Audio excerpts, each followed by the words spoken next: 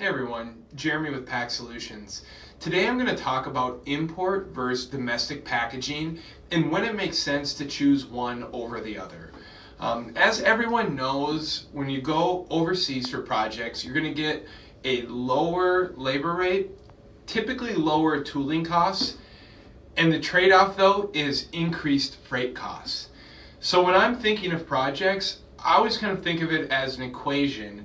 Are my labor and tooling savings going to outweigh my additional freight costs? If so, it should be considered for import.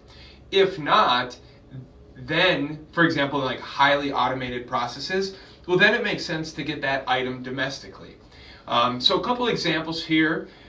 This is a rigid setup box, a two-piece rigid setup box. What makes this box unique is it has these rounded edges, which means that this wrap in this box actually has to be made and wrapped completely by hand.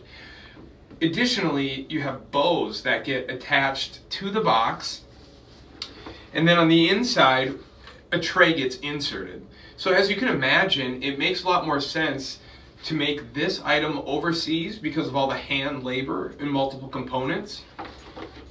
Here's another great example, very similar box. Again, great fit for import because when you get these rounded boxes and applying, say, this window inside, all of this is hand labor. So again, great fit for import. Alternatively, items like folding cartons are very highly automated. Essentially, no one even has to touch this from the beginning of the manufacturing process to the end. And so in situations like that, you might as well make this one in the United States. Corrugated as well is a great fit for domestic production. Again, it tends to be bulky, lightweight, but still bulky.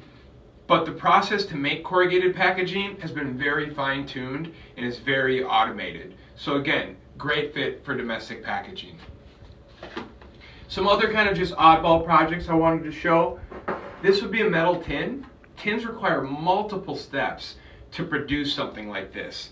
Maybe 12 to 15 different stages in the manufacturing process to make this tin. To set up a fully automated production line would be millions of dollars. So a lot of times people will just get all of their tins made overseas unless they have extremely high volumes or it's a more kind of standardized tin where production has been automated. If you have any other questions about if your project should be looked at from a domestic or an import perspective, reach out to Pack Solutions and we'd love to help.